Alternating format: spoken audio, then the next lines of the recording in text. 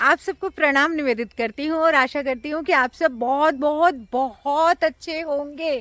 ये देखिए, आज एक नई सड़क को एक्सप्लोर करने आई हूँ और जो है ना, मेरे सामने एक खंडर है।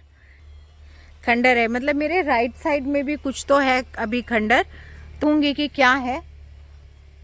हाँ, ये देखिए। अच्छा, ये रोड भी बहुत खूबसूरत। और पता है आप लोगों को, मैंने आप लोगों को बताया है ना कि 21, 22, 23, 24, 25 फरवरी, यही यही फरवरी आ गया, शुरू हो गया। इसी में अश्वमेध यज्ञ है मुंबई में, नवी मुंबई में। आप लोग पता कीजिए, ये ना हो कि बाद में बोलें कि हमें तो पता ही नहीं चला। मुंबई के आसपास के जो लोग हैं वो मालूम कर लें, नहीं तो बाद में कहेंगे कि जाहिर सी बात है कि ऐसी जो चीज़ें होती है ना, बाद में प्रसार माध्यम के माध्यमों से हमारे तक पहुंचती हैं। मुंबई के इतिहास में पहली बार ऐसा हो रहा है, इतना बड़ा यज्ञ है ना। ये कुछ तो तख्ती लगी है, क्या लिखा है कुछ समझ में आ रहा है क्या? मेरी समझ में तो नहीं आ रहा ये, क्योंकि उखड़ उखड़ सा गया है। पता नहीं कुछ वन विभाग का होगा। तो हाँ, मैं क्या कह रही थी, अश्वमेध है और मुंबई के इतिहास में इतना बड़ा यज्ञ भी पहली बार है और अश्वमेध भी पहली बार है। और आप जानते हैं कि ये ना जनवरी में होने वाला था, 21, 22, 23, 24, 25 जनवरी। लेकिन फिर ना, क्योंकि वही उसी मुहूर्त में रामलला की प्राण प्रतिष्ठा हुई, तो आगे देखिए रास्ता बंद है। देखिए रास्ता बंद है। मैं आगे बीच में से, मैं इतनी मोटी हूँ, नहीं तो बीच में से निकल के चली जाती है ना। पता है, कल एक तेंदुआ दिखा था, लकड़बग्गा कुछ ऐसा, उसका लंबा सा मुंह था, तो मुझे समझ में आ गया। हाँ, तो मैं क्या कह रही थी कि हाँ जनवरी में था, लेकिन फिर क्योंकि प्राण प्रतिष्ठा की तारीख उसी समय में तय कर दी गई, तो इन्होंने जनवरी को उठा के फरवरी कर दिया। और कितना शुभ संयोग है कि रामलला आ चुके हैं और उसके बाद अश्वमेध यज्ञ। अब अश्वमेध के बारे में ज्यादातर लोग सुन के ही कहते हैं अश्वमेध कैसे हो सकता है, ये कैसे हो सकता है। लोग तो गायत्री जप के बारे में भी कहते हैं कि गायत्री स्त्रियों को नहीं जपना चाहिए, ये नहीं वो नहीं। बहुत सारे बाबा लोग हैं जिनके मैंने वीडियोस देखे हैं, उन पर मैं कभी तसल्ली से वीडियो बनाऊंगी, क्योंकि इतना बड़ा गायत्री परिवार है, इतने करोड़ों लोग गायत्री जप रहे हैं और उनमें से कोई पागल नहीं हुआ। तो एक बात बोलूं, जो लोग, जो बाबा खुद ही गायत्री जिन्होंने नहीं जपी है ना, खुद ही उस स्तर के साधक नहीं हुए, खुद ही अभी दुनियादारी में उलझे हुए हैं, नाम कमाने में, पैसा बनाने में, तो वो अपने शिष्यों को कैसे गायत्री साधना बता पाएंगे ना।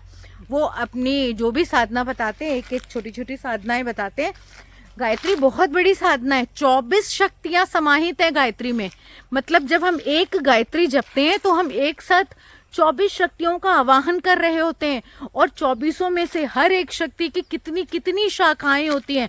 मतलब सबसे अधिक ताकतवर मंत्र यदि कोई है तो वो है गायत्री। क्यों है, इसको समझने के लिए उठिए। मतलब रोते रहते ना लोग जीवन में समस्याओं को लेकर, रोइए मत, थोड़ा अध्ययन करिए, क्योंकि इसके बारे में इतना साहित्य लिख दिया गया है, इतनी रिसर्चेस हो चुकी हैं कि गायत्री महाविज्ञान के नाम से पुस्तक मिल जाएगी। और भी बहुत लोगों ने इस पे बहुत काम किया है। उसको पढ़िए, उसको समझने का प्रयास कीजिए, और नहीं तो फिर ठीक है, कमजोर बने रहिए, रोते रहिए, दुनिया हमें तकलीफ दे रही है, ये कर रही है। मैं एक जगह नीचे घुस के जा तो रही हूँ, पता नहीं निकल आई। यहाँ भी कुछ तो लगा हुआ है बोर्ड।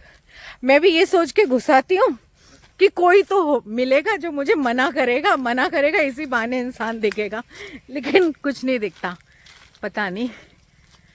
तो क्या बोल रही थी, उस खंडर के पास जा रही हूँ। एक्चुअली 3-4 खंडर ऐसी मुझे यहाँ मिले, उनको टटोला, उसमें कुछ मिला नहीं। तो खैर, ये क्या है पता नहीं क्या है। हाँ, तो संक्षिप्त में सीधी सी बात है कि मुझे भी कितने दिन हो गए ना यहाँ रहते हुए। सच बताऊँ, मेरा जाने का मन ही नहीं कर रहा है, लेकिन काम है तो जाना पड़ेगा। लेकिन जितना हो सकता है मैं टाल रही हूँ, क्योंकि पता नहीं ऐसे जंगल में रहना फिर कभी नसीब होगा कि नहीं होगा।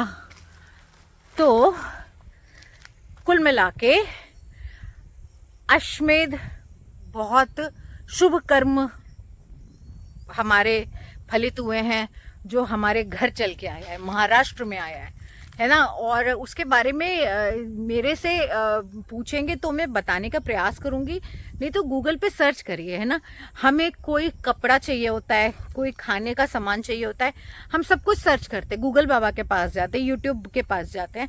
फिर ऐसी चीज़ों के बारे में भी जब तक हम खुद प्रयास नहीं करेंगे ना, तब तक क्या होगा, ईश्वर भी कहेगा कि ठीक है, आराम से मिल गए, बिना तपस्या के तुम मुझ तक आए हो तो लाभ नहीं ले सकते। बिना मन के जिस चीज़ में हमें रुचि होती है ना, उसके बारे में हम पता कर ही लेते हैं। अरुचि नहीं है उसके लिए हम रोते भी हैं, प्यार में दिल टूट जाए अभी रोते रहेंगे। 10 बाबा लोगों के पास जाएंगे और ज्योतिषियों के पास जाएंगे और पूछेंगे, है ना, हम सब कुछ करेंगे, लेकिन भगवान के लिए हम कभी इतना रोते हैं क्या? भगवान कैसे मिलेगा? अगर भगवान के लिए भी उतना ही रोए तो वो भी मिल जाए, उतना ही पता करें तो वो भी मिल जाए, और भगवान मिलेगा तो आनंद बोनस है। लेकिन अगर हम उसे प्राप्त करना चाहते हैं तो ऐसा ना हो कि अश्वमेध खत्म हो जाए और फिर आपको विभिन्न माध्यमों से पता चले और अफसोस करें, अरे हम तो पास में थे, अरे हम तो थोड़े से प्रयास में जा सकते थे लेकिन हम नहीं गए, हमने उसको प्रायोरिटी नहीं बनाया। जब आप ईश्वर को प्रायोरिटी नहीं बनाएंगे तो मुझे ये बताइए कि ईश्वर आपको प्रमुखता के साथ में आपका ध्यान क्यों रखेगा? जब हमें ईश्वर का ध्यान नहीं है तो ईश्वर को हमारा ध्यान क्यों होगा? जिंदगी में तकलीफें क्यों नहीं रहेंगी, है ना। कुछ लोग कहते हैं हम तो बहुत ईश्वर की पूजा करते, क्या करते हैं ईश्वर की पूजा के नाम पर? ये भी तो सोचिए। ईश्वर को समझने के लिए गुरु की पुस्तकें, गुरु के ज्ञान को गुरुओं ने पुस्तकों में संग्रहित कर दिया। क्या हम उन्हें पढ़ते हैं? आर्ष ग्रंथों को क्या हम उनका अध्ययन करते हैं? नहीं करते हैं। जितना करते हैं उसको बहुत समझते हैं, है ना, और दुनियादारी में जो करते हैं उसे कम समझते हैं। तो ये अनुपात ठीक करना पड़ेगा। इसी को साधना कहते हैं। इसी संतुलन बिठाने का नाम है साधना, है ना। तो जब साधना करेंगे तो उसका फल भी मिलेगा।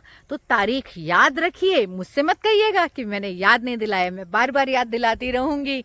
क्यों? क्योंकि कोई छूट ना जाए। तो अब यहाँ पर भी चूंकि कोई मिला नहीं है तो मुझे वापस लौटना पड़ेगा।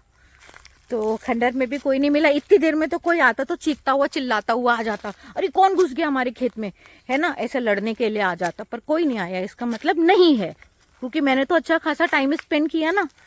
अब फिर तार में ये फंस गया।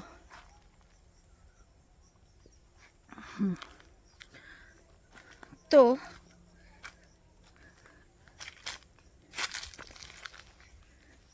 कभी कभी ना जंगल की आवाजें ऐसा लगता है इंसान की आवाजें हैं। तो मैं आपसे अब आज्ञा लेती हूँ और ध्यान दीजिए, जीवन की गंभीरता को समझिए। रोने से काम नहीं बनेगा, परेशान होने से काम नहीं बनेगा। समाज में या हमारे जीवन में कोई भी दिक्कत है तो वो हमारे ही कर्मों का फल है। समझना होगा कि गलती कहाँ हो रही है, उसे समझने का नाम ही अध्यात्म मार्ग पर अग्रसर होना है। जब हम समझने के लिए आगे बढ़ते हैं, स्वयं को, अपने जीवन की कमियों को, अपने जीवन को संतुलित करने के लिए बाहर से भीतर की ओर बढ़ते हैं, उसी का नाम अध्यात्म है। तो अध्यात्म विषयक बातें ही आप लोगों से सदा करती रहना चाहती हूँ, करती भी हूँ। बस इसी के साथ हम आगे बढ़ते रहेंगे। और क्या बातें करूँ, कुछ नहीं। दिखा देती हूँ एक बार फिर से अपने चारों ओर। ये देखिए, ये देखिए, इधर ये कुत्ता दौड़ता हुआ है, मुझे लगा लकड़ बग्गा है, लेकिन नहीं, कुत्ता ही है, छोटू सा, क्यूट सा। कितना क्यूट है। तो चलिए, इजाजत, फिर मिलते हैं अगले व्लॉग में। अच्छा हाँ, मेरे चैनल को सब्सक्राइब कर दिया करिए, लाइक भी कर दिया करिए, कमेंट्स भी कर दिया करिए। मैं शुरू में कहना भूल जाती हूँ, अंत में याद आता है। पता नहीं आप लोग अंत तक वीडियो देखते भी हैं कि नहीं। ठीक है, टाटा, बाय बाय, अपना ख्याल रखिए।